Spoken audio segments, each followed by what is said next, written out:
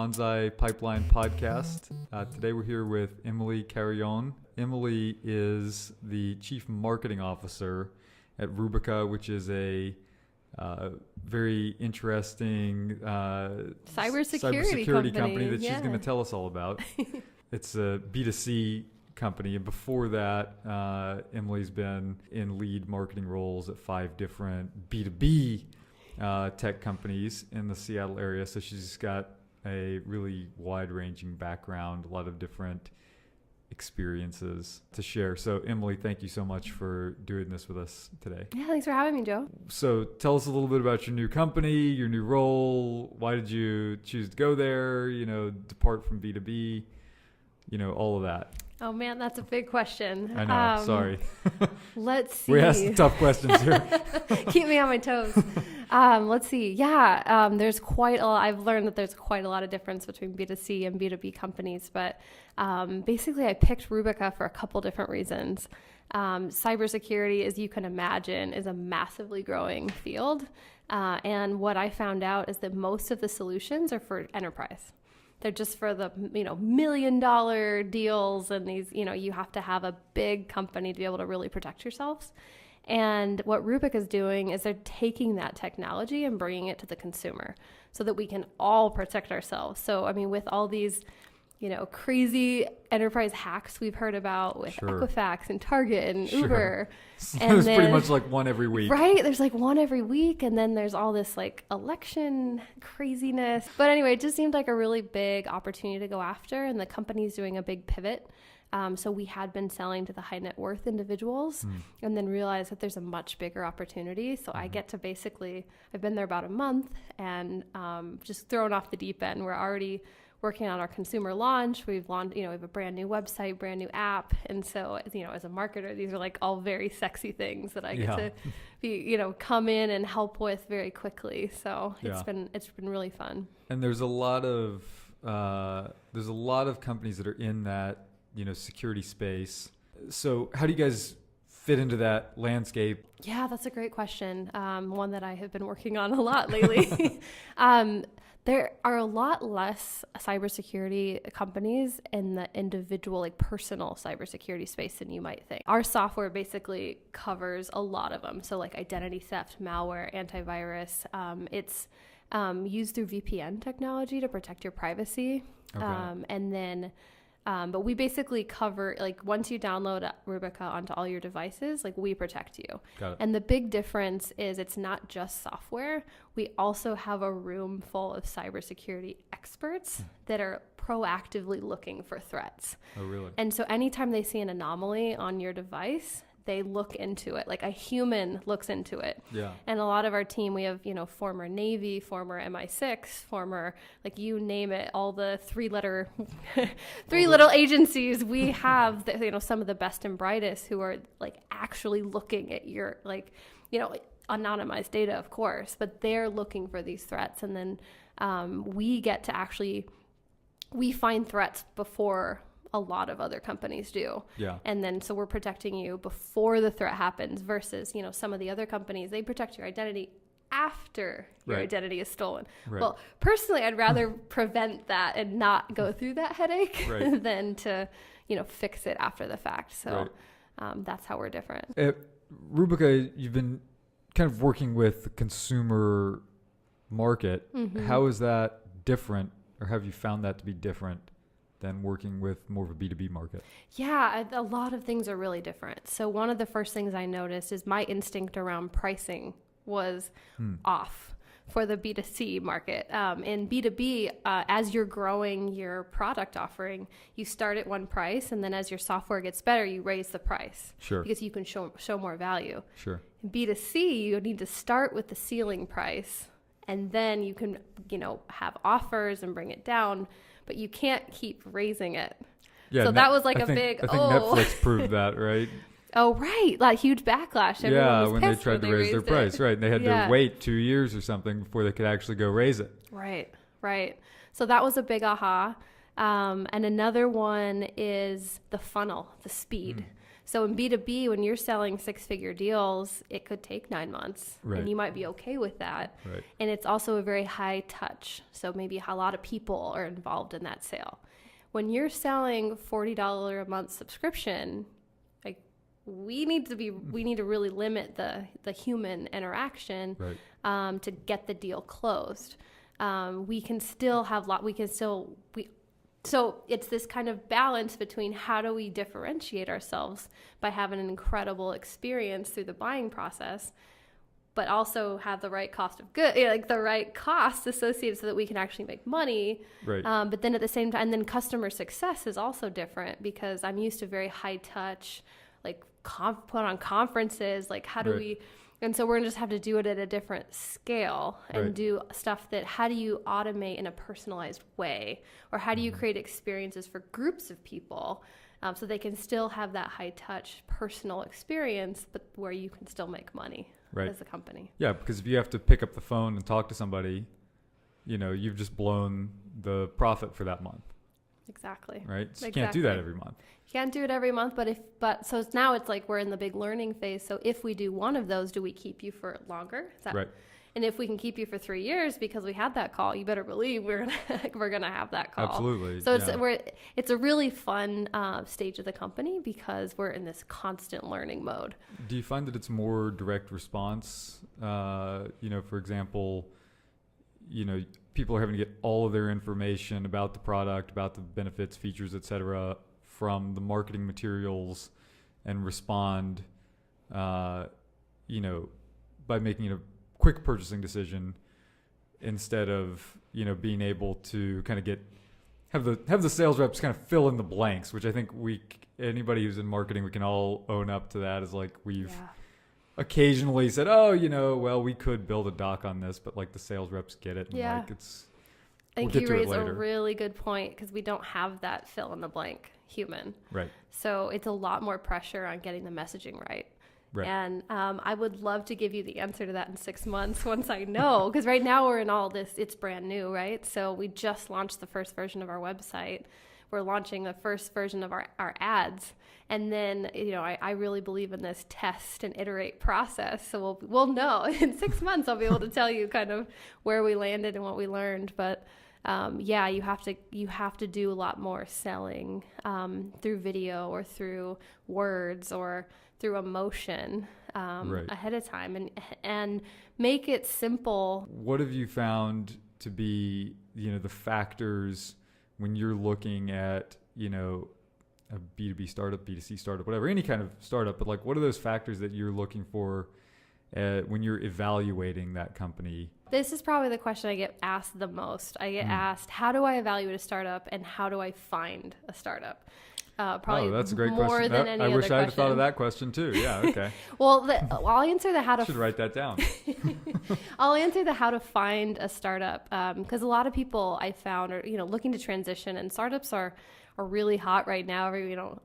When I was in grad school, like no one really knew what an entrepreneur was, and now like Elon Musk is like this superhuman, Right. and we're all like Mark infatuated Zuckerberg, with yeah. entrepreneurship, right? And so That's true. That was the same experience for me. yeah, it was like this. Wait, what's that? I don't Right. know what that is. It wasn't really a thing. Right. And then it just has become such a It's huge all the part rage. of the culture. Yeah. It's really part of the culture now. Absolutely. And people want to know how do I break in? And so where I tell people to start is on the GeekWire 200. GeekWire is our startup tech press, and they put together a list of the 200 startups in the area in the Pacific Northwest. And you can filter by B2B, B2C, which industry you like. And I always recommend to people, if say you work for T-Mobile today, okay, so you probably have an expertise in like wireless, something about customer experience and, so find a startup that has some semblance to where you already have experience. So then you could filter, okay, I want a B2C company that does hardware, for example. And then you'd see that 11 startups in Seattle that are in that area. Okay, well then now go reach out to those people. Reach out to them on LinkedIn and be like, hey, I'm just really curious about your business. And you could even consider doing some, like a mini project with them to see if you could help them out. Right. And then in terms of thinking about how you want to how to evaluate whether making a leap to a startup is the right fit. Like there's a lot to evaluate. And I think it really takes some, you need to understand why. Like, what are your reasons? Are you going to get rich? Are you going because you want more autonomy? Are you going because you want to learn? Your personal reasons. Yeah, what are your personal reasons? Exactly. Like your motivations even. Yeah, because you're going to then, depending on that, you're going to pick a very different stage startup or a very different group of founders or a different level of risk. So for me, startups were amazing. Like ever since grad school, I've been working at startups because I realized some of my most important values are autonomy. Right. Like I want to see how what I did today makes a difference. Right. I have no interest, at least in my current situation, I have no interest in like building a widget that maybe will never even ship to the actual product. Like I want to see how what I do turns the ship. Right. And at a startup, if you're one of 6 people, like you better believe that what you're doing is going to turn the ship, right? Daily contribution. Daily visible contribution. And also the ability to learn. Yes. I'm obsessed with learning. Like I get bored. So I want to always be doing something where I can really contribute because I have an expertise, but then always adding on those stretch jobs, those stretch projects. If you love change, startups are great. Yeah. Which is why so many people hate startups. Right. Well, and that's something back to the evaluation. If you don't know that about yourself, like then you could still go to a startup, but maybe you're going to a much later stage startup where they've already got a bunch of processes figured out. You wouldn't go to like less than 10 people where you literally like you're going to buy your laptops, you're putting together your desks, like you're writing those contracts, you're doing everything because there's no one else to do it. So in terms of like understanding your why, like why you're interested in what you want to do, that is so imperative so that you end up at the right stage startup. And I can tell you that in my career, the stage changes because your life changes. So when you're single, I mean, maybe you don't have a significant other, like you can maybe work more hours and maybe that's something that you're interested in. I can tell you like, that's not something, I'm not interested in working every weekend right now. Family is really important to me.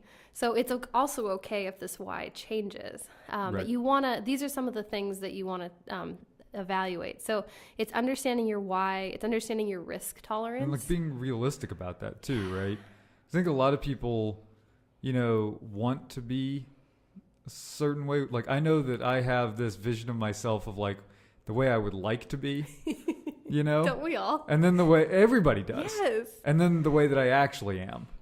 And how do you actually thrive? Right. And I would also say that it's okay if you get it wrong. Yeah. Like I haven't always made the right match of like me landing at the right place. Like I was at a place for 3 months because like it was a great company, but I knew on day 2 that something wasn't quite right.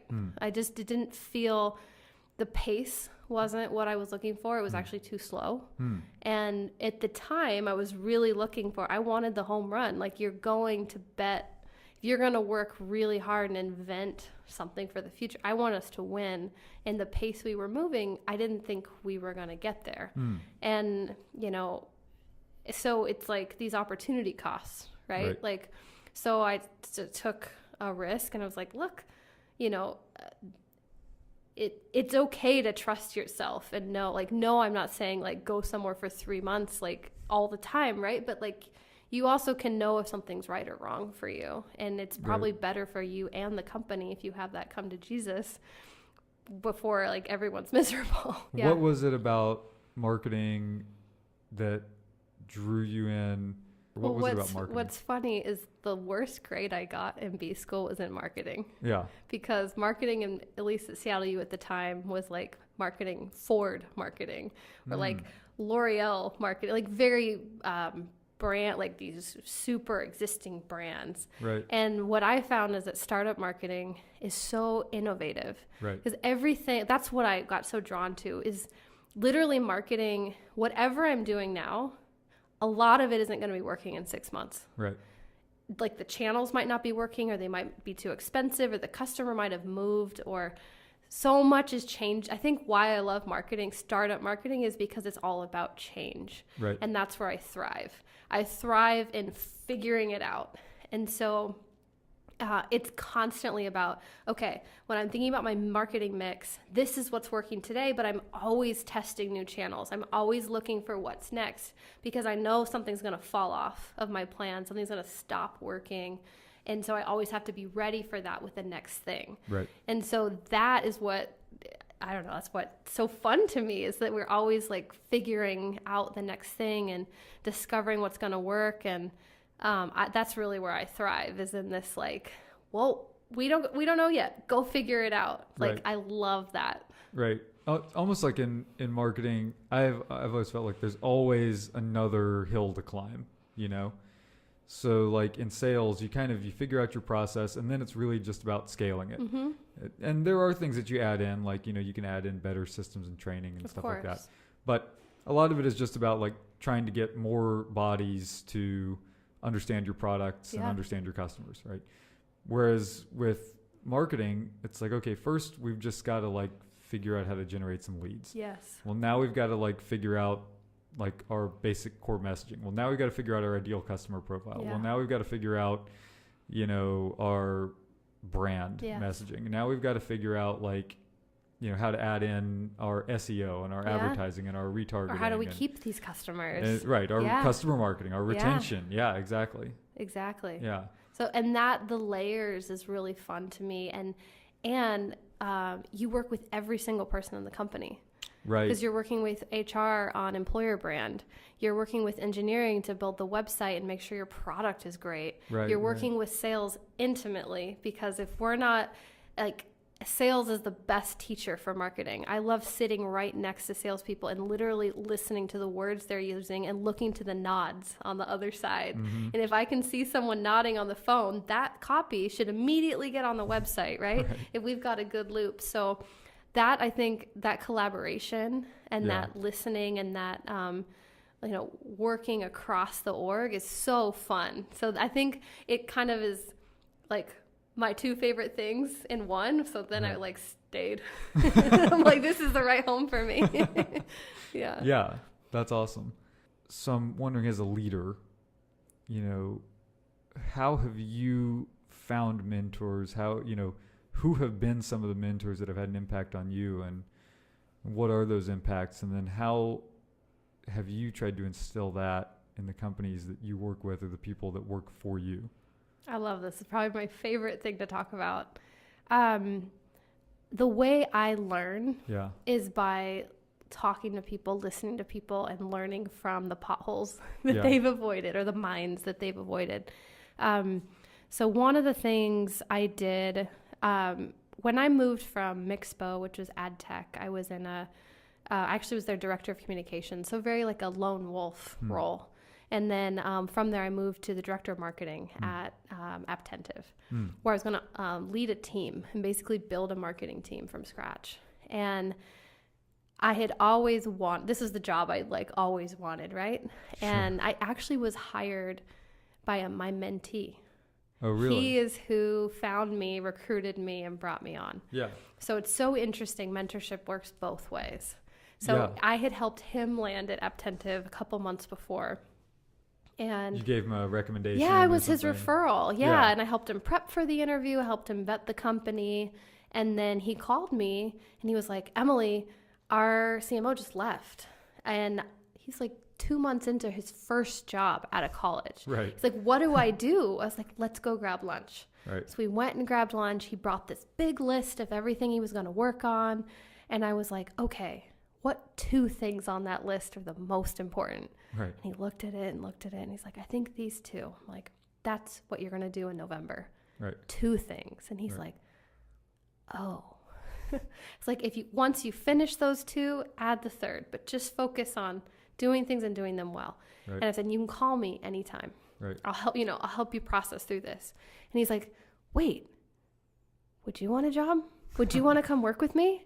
And so he made an intro to the CEO, and I think a month later I started, or 2 months later I started. Right. So you just never know. Mentorship can go both ways. But then once I took this job, this was definitely a stretch role for me, right? Sure. Like I had managed teams at Point Inside before, but very different. Right. And I had never built a marketing, basically engine from scratch, right? Right. Like we had to build a lead. We had just raised our Series A. We had to build lead gen.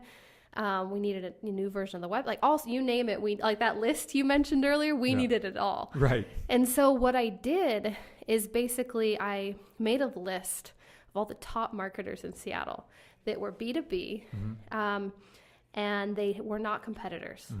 And I literally cold emailed them and I was like, hey, my name's Emily. I just got my first role as a director of marketing. I really admire your work. Is there any chance I could take you to coffee for just a half hour? These are some of the things I'd like to talk to you about. This is such an MBA approach to solving this problem. I love it. Absolutely love it. Okay, this is great. And then most said yes. So one of my really good friends, Ashish, he was leading marketing at Liquid Planner at the time. He said yes. He helped me build out the marketing dashboard. Because he's very analytical, great at, I was like, which metrics do I start with? We just interviewed Liz Pierce. Oh, I love her. She's amazing. Yeah. So I talked to him. I talked to Michelle, who is at Guidant now, but she was at a different company at the time. And what was fascinating to me is as much as I thought I was just going to learn from them, each of them had something that I could add value to. Right. Like Michelle, for example, was like, I'm evaluating marketing automation software. Right. What do you recommend? I was like, oh, I can help with that. I just evaluated these 3 and here's why I went with HubSpot and blah, blah, blah, blah. So and she's like, I really also need a design resource. I was like, I have 3 great ones. Let me send you. So it ended up being a very mutual exchange of value where I thought I was going to just be this taker of value. Right. So that was a big aha for me, is to remember that this is a two-way street. And then with Dave, Ashish, Michelle, we meet at the time we'd meet like almost every quarter, just like catch up and be like, hey, what channels are working for you? LinkedIn's not working for me as well anymore. Are you finding the same thing? And they'd be like, oh yeah, the price has gone way up. We've done this instead. And then they'd be like, okay, you're really good at events. We're trying to do our first meetup. What should I know? So we just do this like value exchange with peers, right? And talk about a way to like vet everything and then trust your decision when you bring it back to the org. Right. Because you're like, yeah, I just vetted this with my 3 smartest people I know. Right. And we're not competitive, so we're going to be honest with each other. Right. So that was really huge. So that peer-to-peer, call it mentoring, call it what you want, that has been huge for me. Right. And then the other thing that's been huge is I have mentors like Dave Parker who they think of me like years ahead of where I've caught up. Right. So like he's been talking to me about like, he's like, someday you're going to be one of the top B2B marketers in Seattle. And I'm like, what? Like I just became a director of marketing, right? Like how could that possibly be? So it's people who think of you higher and they open doors for you. And like he offered me my first board seat at a startup. I'm going to be on Lumeric's board. Yeah. Like that is incredible opportunity to get to experience that, where that's someone that's not only mentoring you, they're sponsoring you. They're opening doors. They're creating seats for you. So you get, you literally get to leapfrog. Whereas otherwise that might have taken me 5-10 more years to build those relationships. And if I was just doing it on my own. So this has been really, really fun. Awesome. Yeah. I've really, really enjoyed this. I feel like I've learned a lot and have just gained a whole different, perspective. This is really interesting. So thank you so much for doing this with us. Yeah, thanks for having me. This has been really fun. I feel like just ran a marathon. Oh, good. Tell everybody how they can connect with you. So on Twitter, I'm Emily_Carrion. Carrion is 2 R's. Carrion. And then I'm on LinkedIn. Same thing. The nice thing about my new name versus my maiden name is I'm the only Emily Carrion versus like there were tons of Emily Marshalls. I think that's a movie. Forgetting Emily Marshall. Oh, don't forget about me. Those are probably the best places for me. And then Rubica, we just launched Rubica.com today. And we're on any social media channel, Rubica Inc. Cool. So go check out Rubica. Go follow Emily, email her, connect with her.